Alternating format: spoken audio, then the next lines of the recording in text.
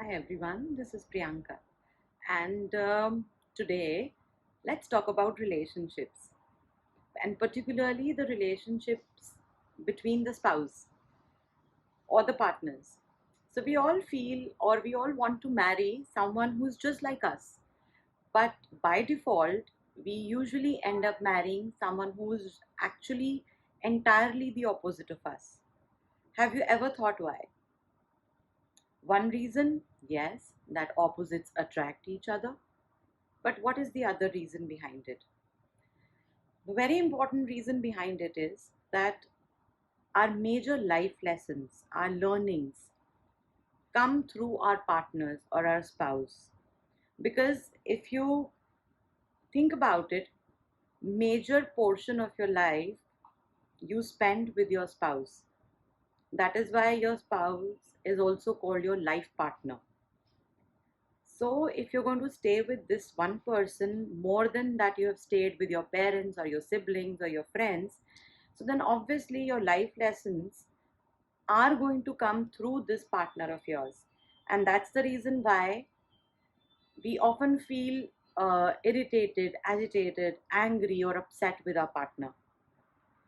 So, this is what the problem side is. But what's the solution?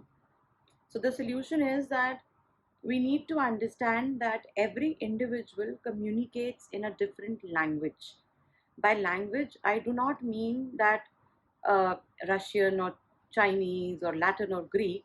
Language, I mean that every person has a different way of expressing themselves.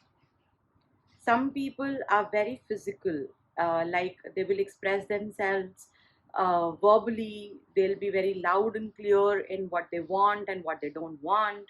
And then there's another category which we call them emotional suggestibles. So these are the kinds of people who think a lot, who rationalize a lot, who are very logical in their thinking, and these are the kinds of people who talk less. So, like a physical person would say, I love you 10 times in a day, for example, and an emotional suggestible will do one thing, show a gesture, which will kind of say to this person that I love you. But now, a person who is physical suggestible does not understand gestures. And the person who is an emotional suggestible does not understand I love you in the way you think they should. For them, if you are expressing your love through your actions, it means that you love them. So these are very basic things or differences that commonly I see when I do relationship counseling, that both the people, they love each other, they want to be with each other, but somehow they are not able to understand each other because their expectations are different from each other. So one wants to go hiking or say biking or trekking on a weekend, and the other person wants to sit at home, chill, watch a movie, or maybe go like to a quiet place, sit in the garden. And these two people have a conflict of interest, and one says he doesn't love me and she doesn't love me. So all this is happening because we are not understanding what the other person wants or what is the need or the requirement of the other person. We are actually trying to change the person instead of understanding the person. So I think what we need to find here is a balance. And for that, the very important thing is that you'll have to understand the language your partner communicates in.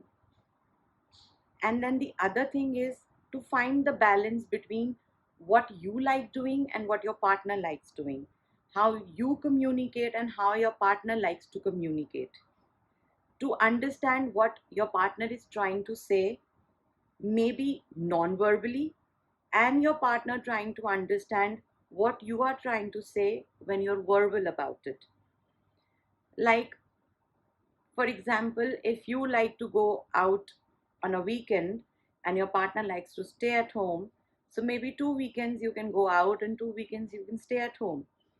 If your partner likes to express through expressions or by gestures, So you need to be more responsive to that.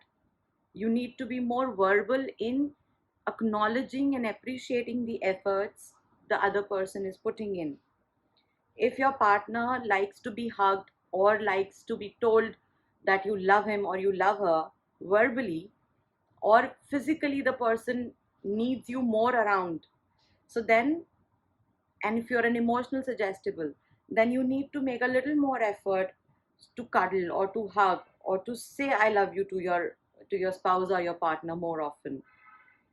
So see, relationship between the spouse or the partners is a very close, very intimate one.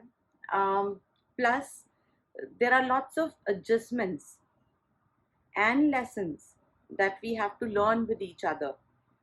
So instead of rejecting each other, being angry or upset with each other, giving cold vibes to each other, and then finally deciding that no, this is not working out, this person doesn't understand me, I can't stay with this person, and calling it a quit or going for a divorce, I think first try understanding each other's language and try communicating maybe once in a while with each other in their language. Here, I want to make it very clear and specific that I'm not talking of relationships which are abusive in any way. If you are into an abusive relationship, I would say call it a quit.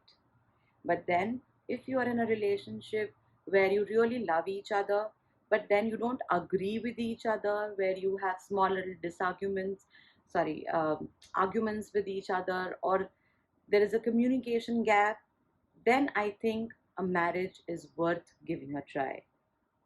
So instead of calling it a quit, try try to understand your partner first.